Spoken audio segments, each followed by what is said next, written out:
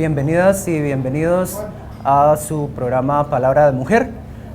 Hoy nos encontramos en el restaurante Árbol de Seda y tenemos un invitado de lujo, un invitado especial. Se trata del expresidente y actual senador de la República Oriental del Uruguay, José Pepe Mujica. Bienvenido, don José. Bueno, un gusto saludar a su gente y aquí estamos. Don José, Uruguay es probablemente el país más laico de América Latina. Sin duda. Como hombre de Estado, como estadista, ¿cuáles son los beneficios que usted ve, digamos, entre la separación de los poderes religiosos y del Estado, tomando en cuenta que Costa Rica es uno de los pocos países confesionales del mundo? Para nosotros es una discusión que quedó en la historia hace 100 años, por lo menos. Que no nos mortifica para nada. El Estado laico significa el reconocimiento en su capacidad de funcionar de la más plena libertad religiosa, pero significa por otro lado una neutralidad objetiva por parte del Estado en todos sus escalones. Pero eso no lo creó este gobierno, esto es de la historia del Uruguay, tiene más de 100 años. Nosotros tuvimos un viejo allá hace 100 años que escribía Dios con minúscula, que tal vez se pasaba un poco para el otro lado, pero en mucho es el autor intelectual de una cantidad de progresos sociales, como el divorcio por la voluntad de la mujer, el reconocimiento de la prostitución, etcétera, una cantidad de cosas que en su tiempo parecían imposibles. De ese tiempo nosotros heredamos el Estado laico. Usted habla mucho de libertad, de alguna u otra forma es reconocido internacionalmente como un defensor de la libertad. Durante su gobierno se reconocieron derechos a minorías sexuales como el matrimonio.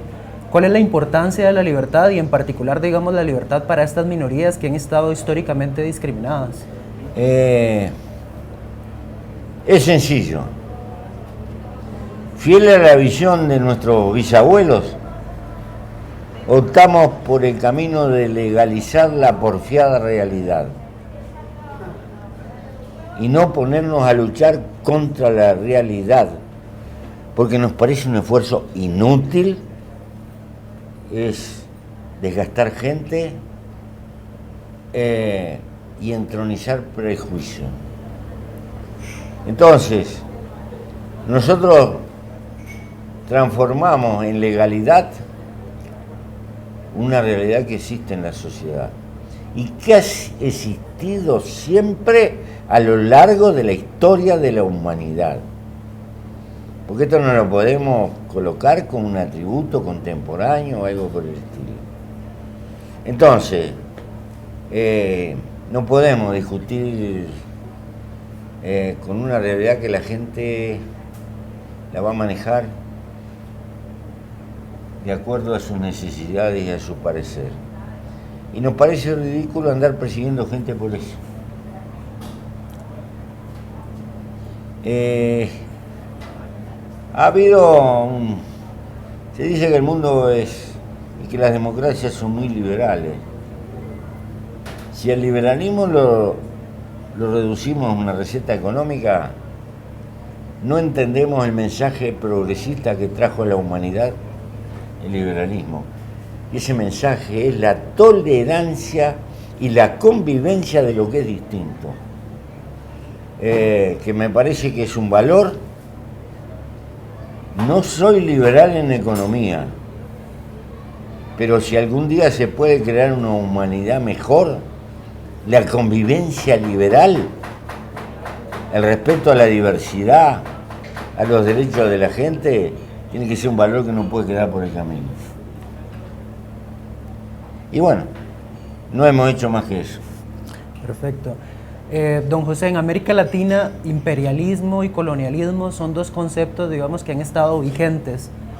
¿Usted, digamos, qué considera, qué relación tienen estos conceptos, por ejemplo, con lo que está viviendo Grecia, con lo que se está viviendo en Grecia, en Europa, en los países del sur de Europa? Los fenómenos de Grecia hablan de la creatividad que tiene la historia. Empezamos a ver una especie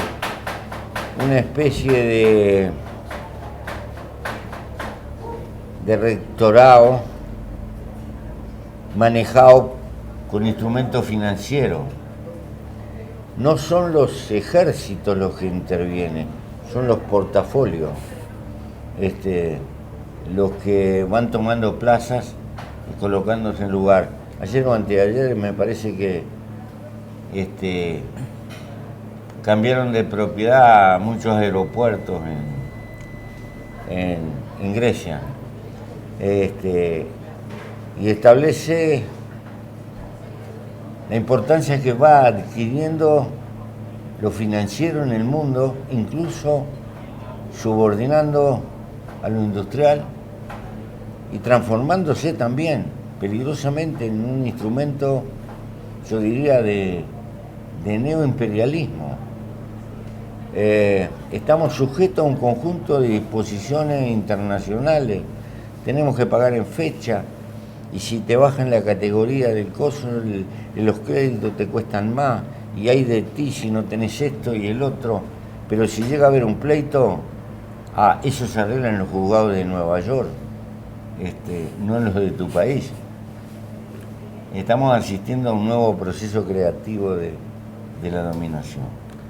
Finalmente, don José, porque sé que el tiempo apremia, su compañera Lucía Topolansky, usted ha construido a su lado toda una carrera política, toda una trayectoria de activismo político. ¿Cómo ve la situación de representación política de las mujeres en el Uruguay, a lo interno de los partidos y en las instituciones públicas en general? Del punto de vista político todavía es débil,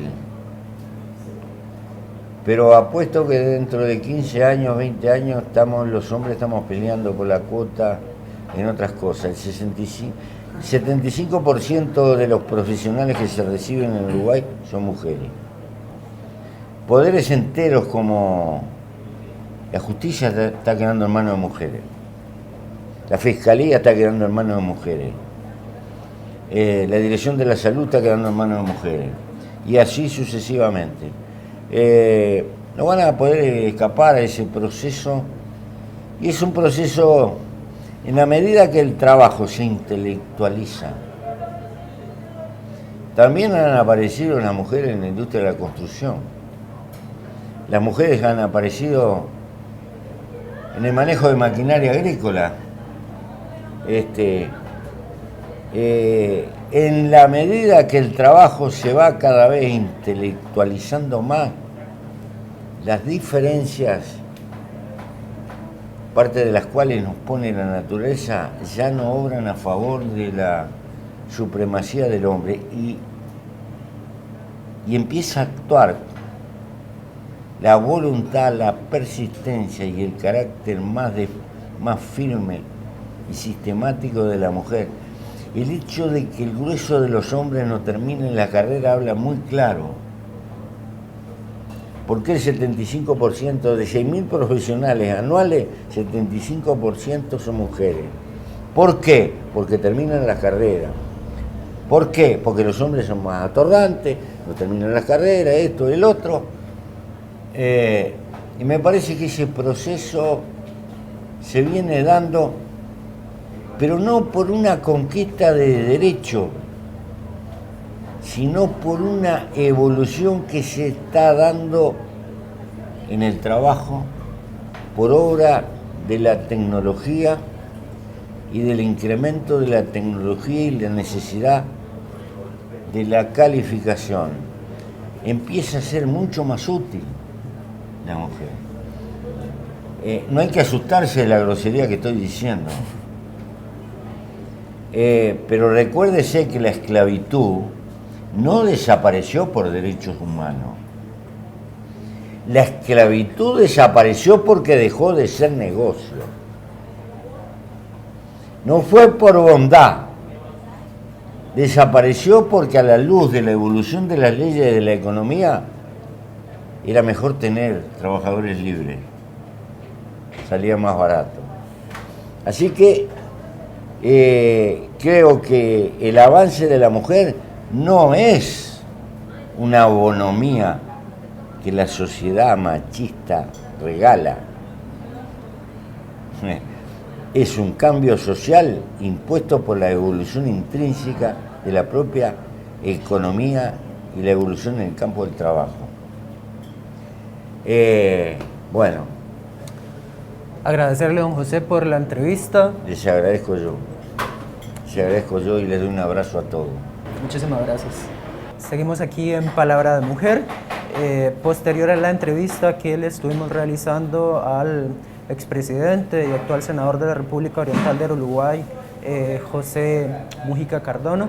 Y como les decía, él estuvo acá en el restaurante Árbol de Seda en un diálogo con diversos liderazgos de múltiples sectores sociales, de varios movimientos sociales, y ahondando un poco en eso, con la intención de ahondar un poco en eso, es que decidimos conversar un momento con la activista Eva Carazo, quien, como todas y todos sabemos, tiene una amplia trayectoria en diversos ámbitos del activismo social. ¿Cómo estás, Eva? Hola, muy bien, gracias. Si nos puedes contar un poco como las impresiones del encuentro, digamos, que ustedes, digamos, como liderazgos de movimientos sociales tuvieron con don José.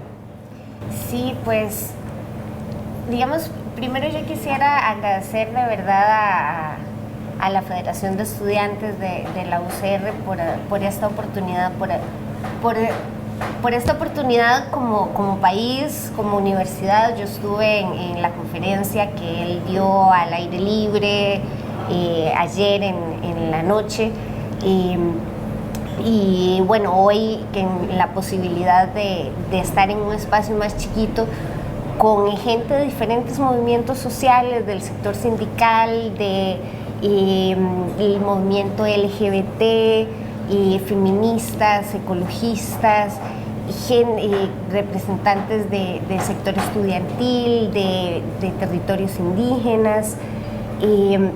Yo creo que es una oportunidad, fue una oportunidad maravillosa para escuchar a una persona que creo que viene a plantear cosas importantes que deberían de remover ideas y comodidades también aquí en Costa Rica.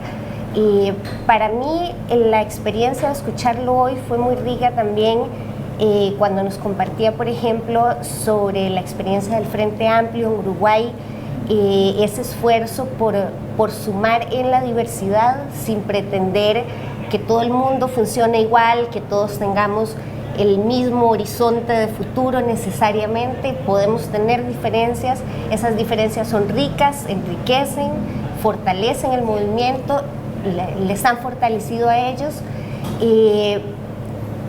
pero al mismo tiempo esas diferencias tienen que amarrarse y que tener la capacidad de caminar en la misma dirección, de entender como los vasos que están comunicando diferentes luchas sociales. Yo pienso que es una de los principales retos que tenemos aquí, además de temas como el funcionamiento del Estado, como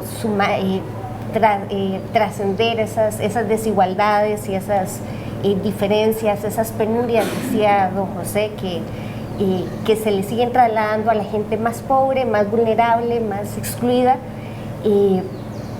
Yo pienso que sigue siendo uno de nuestros grandes retos poder aprender por ejemplo, de la experiencia del Frente Amplio en Uruguay, de esa gente que ha sabido caminar junta y que ha sabido desde ahí leer el momento histórico en que estaban, politizar su trabajo y ir generando una transformación poquito a poco.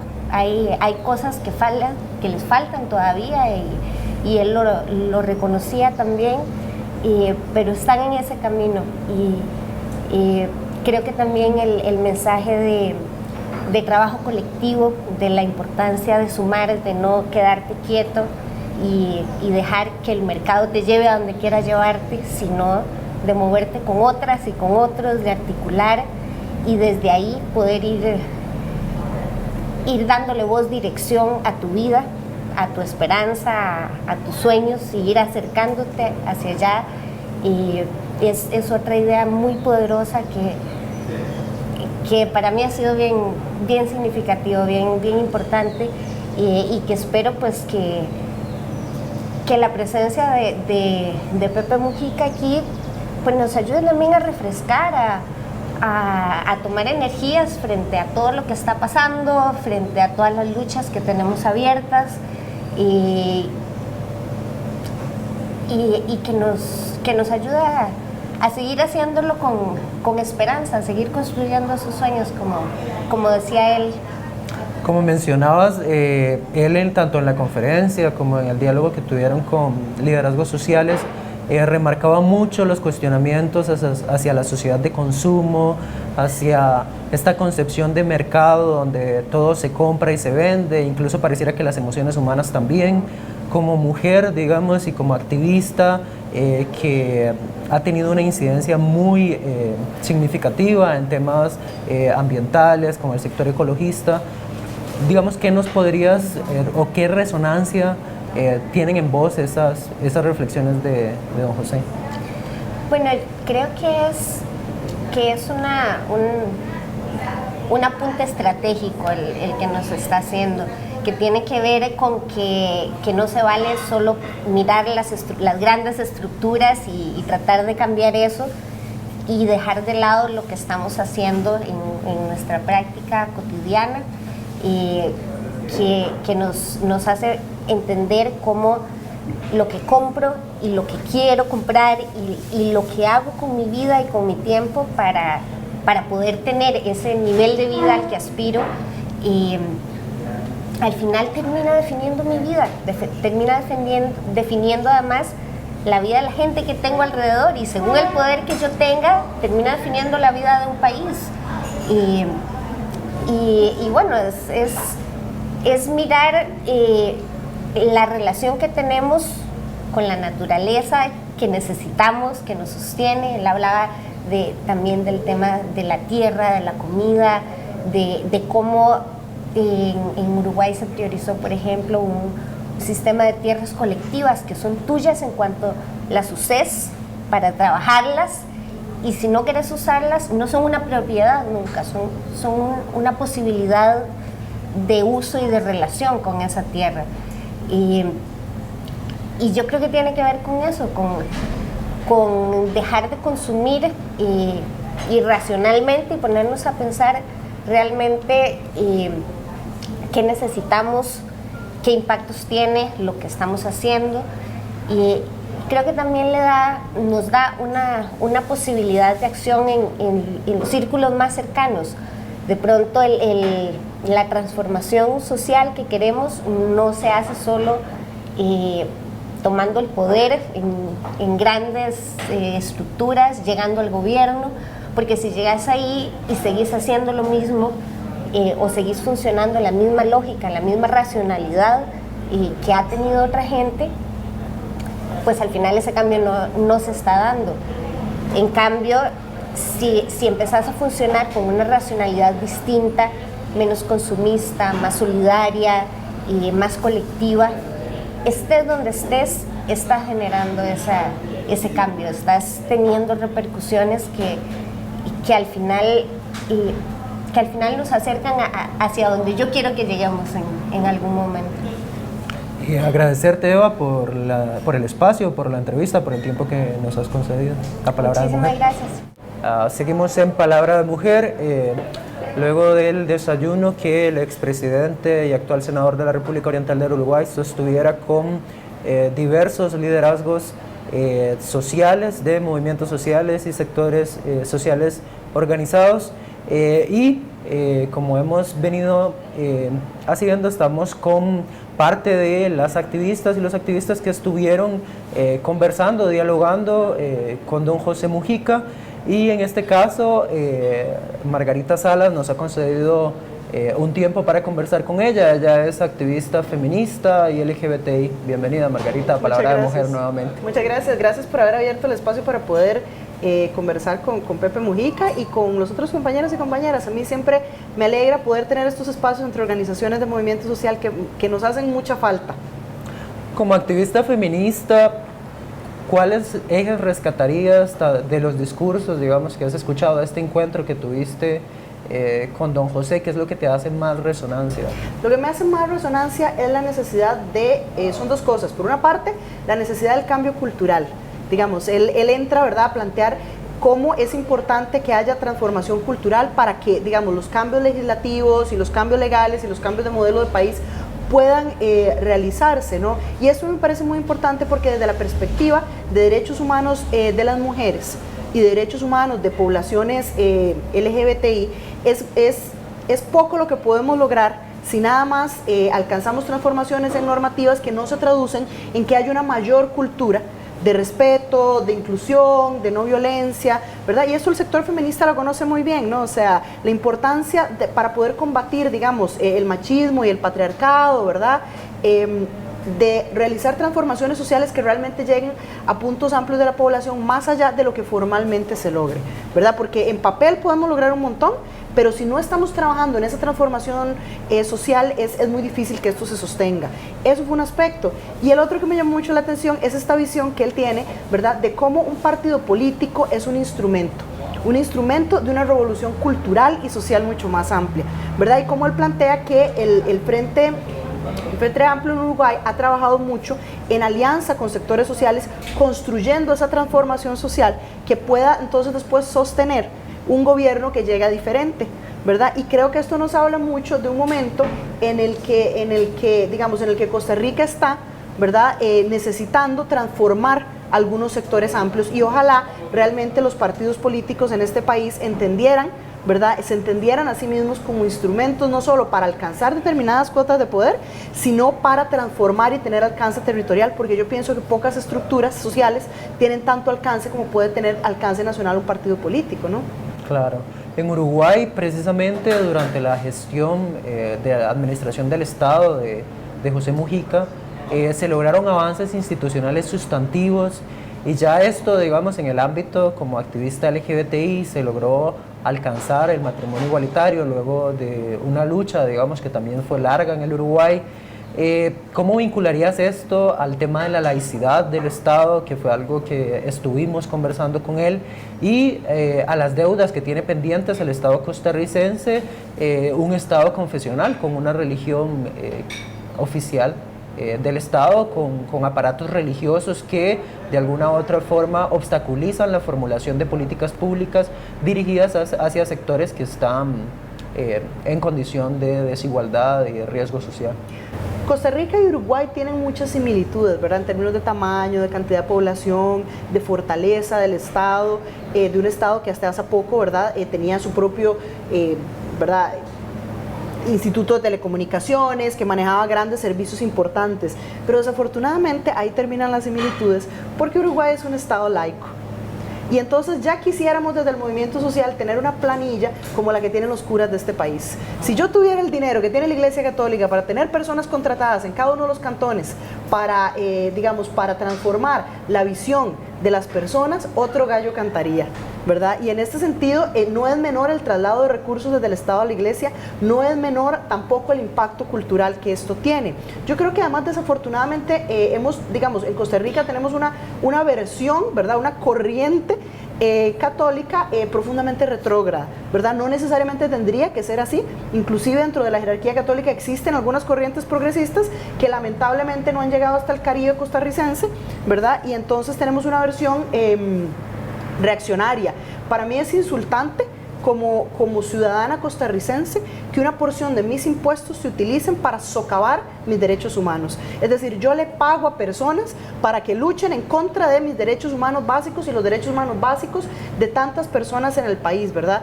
Y esto es una barbaridad, ¿verdad? Yo creo que el Estado costarricense necesita recordar nuevamente el papel que tiene. Y esto es otro de los puntos que me pareció interesante que tocaba Pepe Mujica en términos de, yo a veces siento que hemos decidido como que si el Estado lo hace bien, si lo hace mal, no importa. De por sí es el Estado, de por sí es ineficiente por naturaleza, y yo pienso que esto lo que hace es socavar la noción popular, ¿verdad?, del papel y la importancia que tiene un Estado como garante de servicios, como garante de condiciones de vida.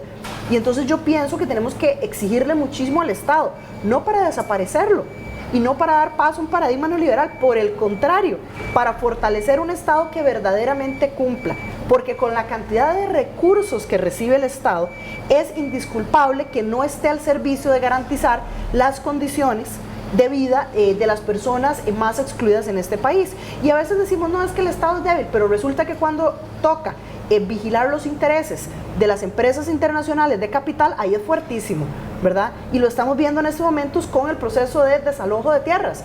Entonces, ¿hay o no hay presencia estatal? ¿Verdad? ¿Hay o no hay una fortaleza ahí? Y en función de quién están los intereses del Estado. ¿Cómo es posible que tengamos un Estado que le preocupa más vigilar la propiedad privada de personas que le deudan grandes sumas al país versus vigilar la calidad de vida de decenas de familias, ¿no? Entonces yo creo que como movimiento social tenemos que seguirle exigiendo al Estado, pero también construyendo y articulando en territorio y teniendo alcance fuera de San José. Yo lamento mucho a veces que el movimiento social sea tan centrado en algunos momentos, ¿verdad?, en el Valle Central, y que no podamos tener más alcance. Yo quisiera poder ver un movimiento feminista, un movimiento LGBT que tuviera la capacidad de articular con otros sectores sociales y moverse fuera de su zona de confort, ¿verdad?, y tener realmente alcance territorial para poder interlocutar y reclamarle fuerte a ese Estado, ¿verdad?, cuando haga falta reclamárselo, pero para eso es necesario construir primero, ¿verdad?, un trabajo de bases, de comunidades mucho más fuerte que el que estamos haciendo en estos momentos. Agradecerte, Margarita, por el tiempo que le has concedido a Palabra de Mujer. Muchísimas gracias a ustedes, más bien. Y de esta forma llegamos al final del programa de hoy. Fue un programa lleno de invitadas y un invitado especial, haciendo un recuento, o en el marco más bien de la visita del expresidente y actual senador de la República Oriental del Uruguay, José Mujica Cardona, por Costa Rica. Muchísimas gracias.